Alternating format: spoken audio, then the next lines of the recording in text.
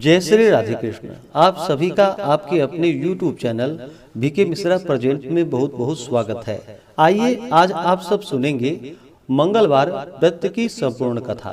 जो भी भक्त सच्ची श्रद्धा के साथ मंगलवार का व्रत धारण करते हैं, इस दिन हनुमान जी का साथ ही मंगल देवता की पूजा करते हैं। इससे व्यक्ति के सभी प्रकार के दुख तथा कष्ट दूर होते हैं। इससे विद्या, धन, बल, आयु, आरोग्य, शत्रुओं पर विजय, भूमि, रत्न, उच्च पद तथा पुण्य फलों की प्राप्ति होती है। यदि कोई ऋण से ग्रस्त हो तो इस व्रत को करने से उसका ऋण उतर जाता है। तो आइए सुनते हैं मंगलवार व्रत की कथा। तो बोलिए प्रेम से मंगल देवता की जय, हनुमान जी महाराज की जय। बहुत समय पहले की बात है। व्यास जी के कथन के अनुसार एक समय ऋषि मुनियों की तपोभूमि परम पावन नैमिषारण्य तीर्थ में भूमंडल के 88,000 शौनकादि ऋषि एकत्रित हुए। उन्होंने श्री सूत जी से पूछा कि हे महामुने, आपने अनेक पुराणों की दिव्य तथा दुर्लभ कथाएं हमें सुनाई है। अब आप कृपा करके कलिकाल की अल्प आयु भोगी मानव जाति के हित साधन के लिए सरल व प्रभावशाली एवं तत्काल फल देने वाली व्रत की कथा सुनाइए, जिससे अकाल मृत्यु, दरिद्रता, रोग, सर्प भय, शोक, अपवित्रता तथा अज्ञान आदि दूर होकर भगवत भक्ति, धार्मिक एकाग्रता तथा पवित्रता प्राप्त होकर मन को शांति मिले। ऋषि मुनियों की उत्सुकता को देखकर सूत जी बोले कि हे मुनियों, आप सबने अत्यंत मनोरम लोक हितकारी प्रश्न पूछा है। इससे पूर्व यही प्रश्न एक बार धर्मराज के अवतार श्री युधिष्ठिर ने भगवान श्री कृष्ण से पांडवों की सभा में किया था। युधिष्ठिर ने कहा था कि हे प्रभु, आपके सत्संग लाभ के फल स्वरूप मुझे अनेकों व्रत कथाओं तथा धर्म के पावन स्वरूप का ज्ञान प्राप्त हुआ है। अब कृपा करके मनुष्यों की पुत्र प्राप्ति सहित संपूर्ण कामनाओं को सिद्धि करने वाली कोई ऐसी कथा सुनाइए जो कलिकाल में मानव जाति के लिए सरल तथा अल्प श्रम वाली हो। भगवान श्री कृष्ण ने युधिष्ठिर से कहा कि हे राजन, आपकी जिज्ञासा को शांत करने के लिए मैं एक अत्यंत प्राचीन ऐतिहासिक कथा आपको कहता हूँ। इसे पूर्ण एकाग्रता के साथ सुनिए। कुंडनपुर नामक एक नगर था। उसमें नंदा नामक निर्धन ब्राह्मण रहता था। उसकी पत्नी का नाम सुनंदा था। उनके दुख का सबसे बड़ा एक कारण था, वह था निसंतान होना। ब्राह्मण की पत्नी सुनंदा सती साध्वी तथा पतिव्रता थी। वह नियम पूर्वक प्रत्येक मंगलवार के दिन श्री हनुमान जी की कथा का पाठ और पूजन करने के बाद उनको भोग लगाकर स्वयं भोजन किया करती थी। काम की अधिकता से एक मंगलवार को वह हनुमान जी को भोग न लगा सकी। सायं काल के समय जब उसे याद आई तो वह अत्यंत दुखी हुई और उसे पश्चाताप हुआ कि आज पूजन, व्रत तथा भोग इत्यादि कोई भी नियम का पालन नहीं हो सका है। अतएव उसने भी अन्न जल ग्रहण नहीं किया और अगले मंगलवार को हनुमान जी का व्रत, पूजन तथा भोग लगाकर ही अन्न जल ग्रहण करूंगी, ऐसा प्रण करके वह दुखी मन से सो गई। वह प्रतिदिन हनुमान जी का स्मरण कर भोजन बनाकर पति को खिला देती, पर स्वयं भोजन नहीं करती थी। इस प्रकार उसने 6 दिन व्यतीत किए, किंतु दुर्बल होने के कारण मंगलवार के दिन वह प्रातः काल ही मूर्छित होकर गिर पड़ी। उसकी इस निष्ठा और भक्ति भाव से प्रसन्न होकर हनुमान जी उसके सम्मुख प्रकट होकर बोले कि हे सुनंदे, मैं तेरी भक्ति से अत्यंत प्रसन्न हूँ, तू वर मांग। सुनंदा बोली कि हे भगवान, मुझे कोई संतान नहीं है, अतएव कृपा करके मुझे संतान प्राप्ति का वर दे। श्री हनुमान जी बोले, तेरी अभिलाषा पूर्ण होगी और तुझे ऐसी कन्या रत्न की प्राप्ति होगी जिसके अष्टांग तुझे प्रतिदिन सोना दिया करेंगे। ऐसा वर देकर हनुमान जी अंतर्ध्यान हो गए। श्री हनुमान जी से वरदान पाकर ब्राह्मणी सुनंदा अत्यंत प्रसन्न हुई और संपूर्ण घटना का विवरण अपने पति नंदा को सुनाया तो वह कन्या प्राप्ति के वरदान से कुछ दुखी तो हुआ, मगर अष्टांग से स्वर्ण प्राप्ति की बात से वह प्रसन्न हो उठा। उसने सोचा कि कन्या के आगमन से मेरी निर्धनता भी दूर हो जाएगी। श्री हनुमान जी की कृपा से वह ब्राह्मणी यथा समय गर्भवती हुई और 10वें महीने में उसे कन्या रूपी रत्न की प्राप्ति हुई। 10वें दिन ब्राह्मण ने कुल पुरोहित को बुलाकर कन्या का नामकरण संस्कार करवाया। पुरोहित ने जन्म, नक्षत्र तथा राशि के अनुसार कन्या का नाम स्वर्णा रखा। कन्या के पूर्व जन्म संस्कार बड़े उत्तम थे और उसने पहले जन्म में मंगल देव का विधि विधान से व्रत व पूजन किया था। कन्या के अष्टांगों से प्रतिदिन काफी सोना मिलने के कारण वह ब्राह्मण अत्यंत धनवान होने के साथ साथ अभिमानी भी हो गया। प्रकृति की विकास गति के अनुसार जैसे शुक्ल पक्ष का चंद्रमा बढ़ता है, उसी प्रकार कन्या भी प्रतिदिन बढ़ने लगी।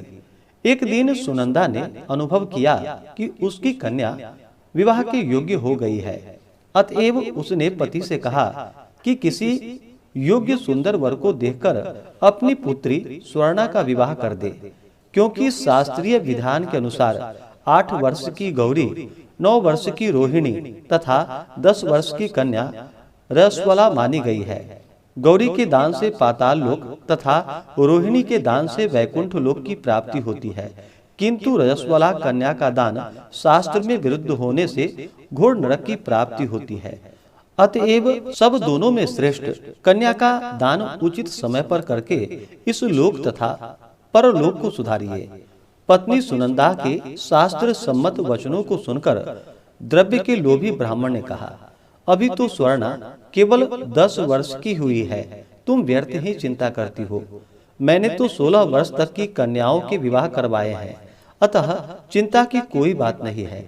पति की बात सुनकर सुनंदा ने कहा कि रसवला कन्या का दर्शन पिता और भाई के लिए निषेध है। रसवला का दर्शन करके नरक और घोर पातक के अधिकारी बनते हैं। अतएव स्वर्णा की आयु शास्त्रोक्त विधान के साथ विवाह के योग्य है। ऐसा जानकर आप इसका शीघ्र अति शीघ्र विवाह कर दे। पत्नी के तर्क और आग्रह के आगे नंदा निरुत्तर हो गया। उसने कहा, मैं कल से ही उपयुक्त वर ढूंढना प्रारंभ कर देता हूँ। मैं स्वयं भी वर ढूंढने के लिए निकलूंगा तथा दूत को भी इस कार्य में लगाऊंगा। दूसरे दिन ही ब्राह्मण ने अपने दूत को बुलाकर आज्ञा दी, मेरी कन्या के अनुरूप ही सुंदर कोई वर ढूंढो। अपने स्वामी की आज्ञा प्राप्त कर दूत ने वर ढूंढना प्रारंभ कर दिया। शीघ्र ही उसे एक ब्राह्मण कुमार दक्षिणावर्त में मिल गया। वह सुंदर, योग्य तथा ब्राह्मणत्व से संपन्न था। दूत ने अपने स्वामी को सूचित किया तो नंदा ने जाकर स्वयं भी अपने भावी दामाद का निरीक्षण किया। उसे सब प्रकार के योग्य पाकर नंदा संतुष्ट हो गया और शीघ्र ही उसने अपनी सर्वगुण संपन्न कन्या का विवाह उससे करा दिया। कन्यादान में नंदा ने सब प्रकार के धन धान्य दिए। कन्या का विवाह कर पति पत्नी ने अपने को बड़ा सुखी और भाग्यशाली अनुभव किया। किंतु शीघ्र ही नंदा को मनः स्थिति बदलते उसे देर न लगी। सोने के लोभ के वशीभूत होकर वह विचलित हो गया। उसने विचार किया कि कन्या का विवाह मैं कर ही चुका हूँ, कल प्रातः काल ही अपने पति गृह प्रस्थान करेगी। इस प्रकार अब मुझे पुत्री स्वर्णा के अष्टांग से निकलने वाला सोना प्राप्त नहीं होगा। अब यह स्वर्ण इसके पति अर्थात जामाता सोमदेव को प्राप्त होगा। मेरे द्वारा संचित किया हुआ धन कन्या के वस्त्राभूषणों आदि में व्यय हो गया है। शेष बचा हुआ धन भी कुछ समय में खर्चा हो जाएगा। निश्चय ही इस कन्या का विवाह करके मैंने बड़ा भूल किया है। अब एकमात्र यह उपाय है कि कन्या को किसी प्रकार प्रतिगृह जाने से रोककर अपने ही घर में रखा जाए। इस पर विचार करते करते नंदा रात भर जागता रहा। अंत में उसने धर्म के विरुद्ध एक भयानक निर्णय लिया कि जब कन्या को लेकर सोमदेव अपने घर के लिए प्रस्थान करेगा तो मार्ग में छिपकर उसका वध कर दूंगा और कन्या स्वर्णा को समझा बुझाकर अपने घर ले आऊंगा। विधवा निराश्रय पुत्री को घर पर रखने के कारण समाज भी मेरी निंदा नहीं करेगा और स्वर्णा से मुझे पहले की तरह नियमित सोना प्राप्त होता रहेगा। प्रातःकाल शुभ मुहूर्त विचार कर नंदा और सुनंदा ने जामाता तथा कन्या को धन धान्य से संतुष्ट कर प्रसन्न चित्त सभी स्वजनों के सामने विदा किया। इधर सोमदेव अपनी पत्नी स्वर्णा को लेकर घर की ओर चल पड़ा और उधर सोने का लोभी मति भ्रष्ट नंदा एक अन्य मार्ग में आकर जामाता सोमदेव की हत्या करने के उद्देश्य से छिप गया। उचित अवसर पाकर गुप्त रूप से पीछा करते हुए नंदा ने अपने जामाता सोमदेव का वध कर दिया और वह लुप्त हो गया। फिर कुछ समय पति के शव के पास विलाप करती हुई पुत्री स्वर्णा के सामने प्रकट होकर बनावटी शोक व्यक्त करते हुए नंदा कहने लगा कि हे पुत्री, लुटेरों ने तेरे पति का वध कर दिया है। अब तू घर चल, वहां पर ही रहकर अपने शेष जीवन को व्यतीत करना। भगवान की इच्छा के आगे किसी का कोई वश नहीं चलता है। उसे जो अच्छा लगता है वही करता है। अतएव तू धैर्य धारण कर, जो भाग्य में लिखा है वही होगा। इसमें किसी का कोई दोष नहीं है। पिता के कपट नीतिपूर्ण वचनों को सुनकर स्वर्णा बोली कि हे पिता, संसार में पति विहीन नारी का जीवन व्यर्थ है। मैं अपने कर्तव्य का पालन करूंगी।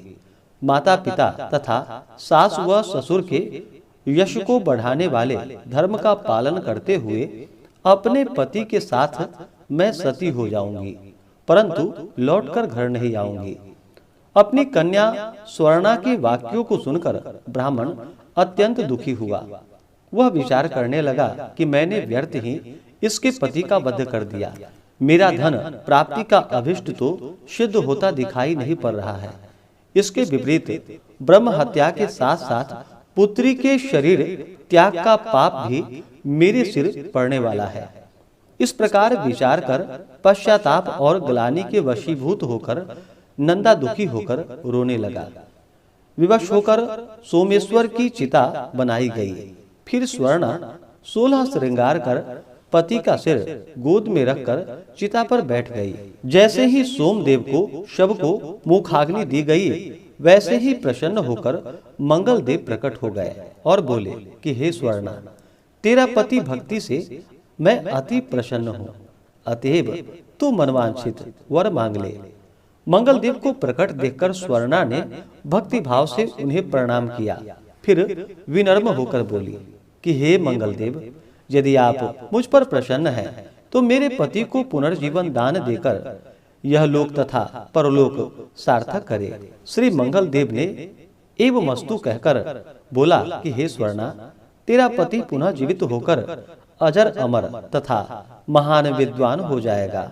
इसके अतिरिक्त तू और भी कुछ मांगना चाहो तो मांग लो। स्वर्णा बोली कि हे अमंगल हरने वाले मंगलकारी ग्रहों के स्वामी मंगल देव, यदि आप मुझ पर प्रसन्न हैं तो यह वरदान भी देने की कृपा करें कि जो भी प्राणी मंगलवार के दिन विधि विधान से भक्ति पूर्वक आपका पूजन करे और धूप दीप नैवेद्य लाल पुष्प तथा लाल चंदन समर्पित करे, वह सभी प्रकार के सांसारिक दुखों से मुक्त होकर सुखी जीवन व्यतीत करे। रोग शोक ताप स्वजनों का वियोग अग्नि तथा सर्प आदि उसे कदापि न सतावे। मंगलवार का व्रत करने वाली स्त्री कभी विधवा न होकर अटल सौभाग्यवती रहे तथा पुत्र पौत्र से युक्त सुखी जीवन व्यतीत करे। मंगलदेव तथा अस्तु कहकर अंतर ध्यान हो गए। मंगल देव की कृपा से सोमदेव जीवित हो गया। स्वर्णा अपने पति को पुनः प्राप्त कर अत्यंत प्रसन्न हुई। तत्पश्चात सभी अमंगलों का नाश करने वाले मंगल देव का विधि विधान से पूजन व व्रत का पालन करते हुए पति पत्नी सुखी जीवन व्यतीत करने लगे। इस प्रकार से जो भी भक्त सच्ची श्रद्धा के साथ मंगलवार का व्रत धारण करते हैं, इससे व्यक्ति के सभी प्रकार के दुख और शोक दूर हो जाते हैं तथा मनोवांछित फलों की प्राप्ति होती है। तो बोलिए प्रेम से मंगल देवता की जय, हनुमान जी महाराज की जय, सर्व देवी देवता की जय। तो आशा करता हूँ कि यह जानकारी आपको अच्छा लगा हो।